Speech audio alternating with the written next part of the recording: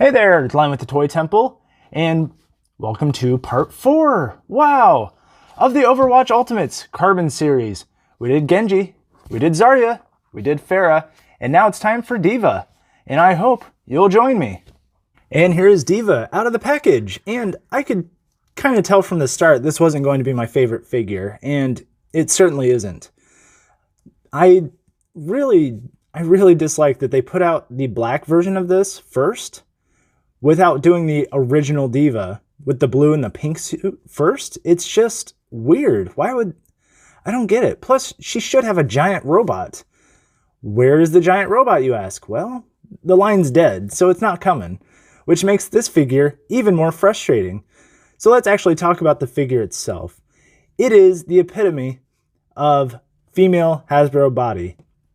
You get tiny body, upper diaphragm, no waist, that's it. You get the ab crunch, which is new, not too bad.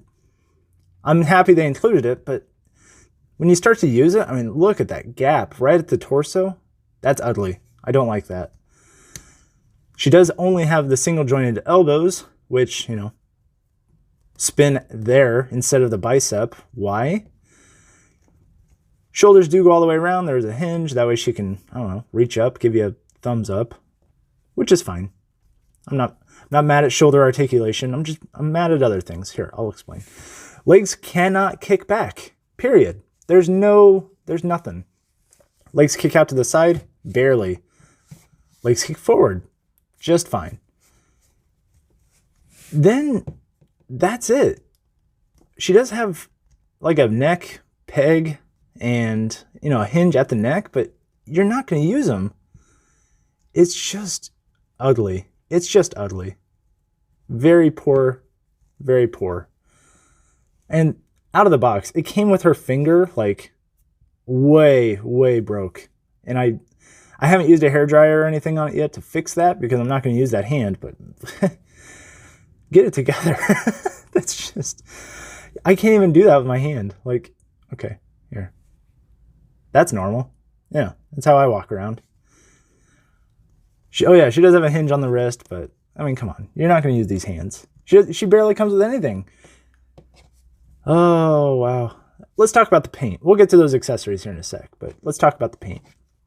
The little marks on her face look good. The face looks fine. I mean, it's a fine face. I'm not mad at that. The headphones look good. Silver paint reflects nicely, especially in this light. And then you start getting to the torso. And let me zoom in on this real quick. We're going to get really up close and personal with the camera. So on the torso, you've got this nice molded little area right here with the red and the pink and the little black bunny with pink. And then, I think that's like blood drip, whatever. Yeah. The pink actually came out pretty clean. I feel like they did a decent job there. A little spot kind of clumped up in the back.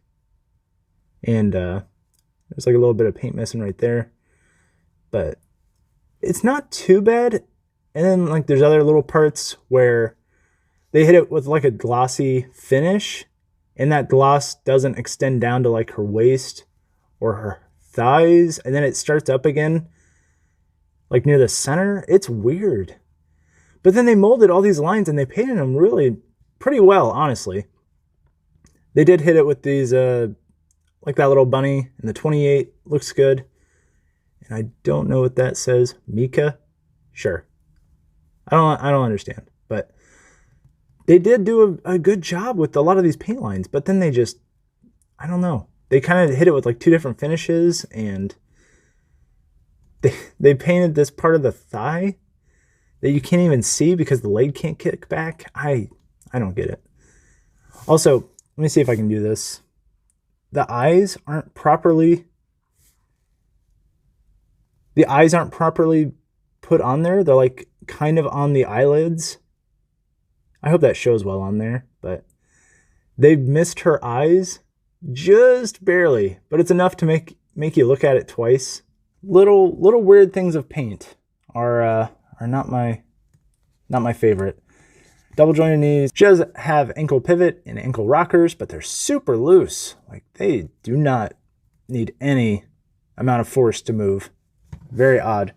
So let's take a look at her very few accessories, and then we'll come back for a final score.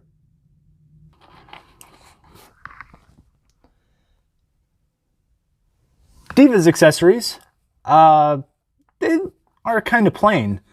So on the weapon, the gun, basic gray, unpainted, with the exception of her little bunny keychain, which has a little bit of pink at the tip. Not the greatest paint job, but hey, it's a weapon. She did come with one. One thing I did like is she has a cell phone hand, and the cell phone hand is nice. I like it because if, let's say you get Gwenpool, for instance, her cell phone is a tiny little sliver of plastic. And if you lose that, it's gone. It gets vacuumed up and you never see it again. This, at least, is built onto the hand. That way you can throw it in your hand drawer with all your other action figure accessories, and you know right where the hand is. Plus, I don't know, they did a good job painting the pink on it. Looks good. And she can selfie with it. And of course, she's got the little Instagram peace symbol hand for all of her sunset heart hands, and it looks good. You know, little victory pose. She can selfie with it and victory pose. So, what are my final thoughts on D.Va? Well, she is definitely the plainest of the 4-pack, and it's a darn shame. Very few accessories. I mean, she comes with the extra hands, which are nice, and, you know, but where's the giant robot? This character is defined by the giant robot, and the fact that this is the only release of this figure, and it's not even like her original costume, that is just poor planning, Hasbro. And I know you canceled the line, but think before you release things. A whole community of Overwatch fans were looking forward to this exact character, and they don't get their preferred version, and that stinks. It does. I feel for them.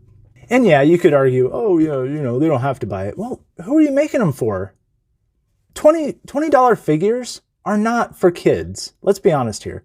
You go to the store, you buy a $4 or $5 basic action figure, then you give it to, you know, Junior, and he's like, oh wow, and he slams it against a rock a few times. That's not what these figures are for. These are collectible figures that adult collectors buy. They spend adult money and they want to buy good detailed figures. And this hits a few of those, but not nearly as many as it should. And it's a shame. I wanted to like this figure a whole lot, and I unfortunately don't. 2 out of 5. Just with how disappointing this one is, it's going to leave a bad taste in my mouth for a while.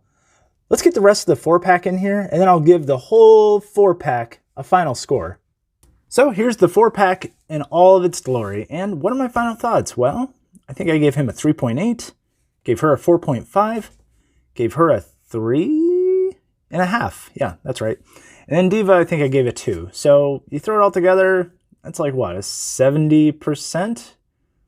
Like a 13 or something out of 20? Not great.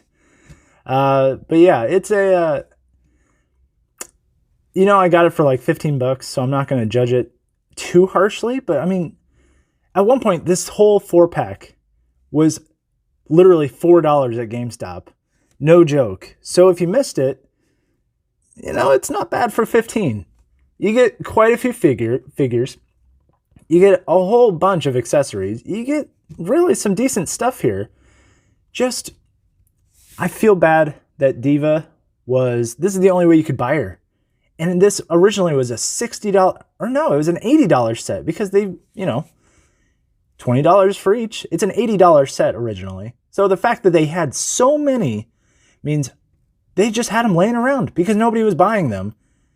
And I can kind of see why. There's 3 repaints and then 1 exclusive figure in a costume nobody wanted. If you still see it at GameStop, I'm sure they have at least 1 or 2 floating around. So, you know, go, you know, talk to your GameStop guy. Say, hey, what's up, GameStop guy? Let me get that 4-pack. He'll know exactly what you're talking about. Because I'm sure in the back they've pretty much probably made a fort out of all the boxes they have. So, yeah. Did you like the 4-pack? Let me know down in the comments. I did. Just not as much as the people who probably paid $80, because that is an insane number for this. So let me know down there. Write it out. Clickety clack. So with that, thank you so much for watching. Hit like, share, subscribe.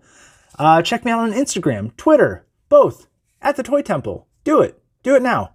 Turn off the video. Go do it. And actually, you know what? Also tell me which one of these is your favorite figure. Do it. Do it again. Leave 2 comments. I dare you. And hey, remember, you're never too old to enjoy the things you love. Only half.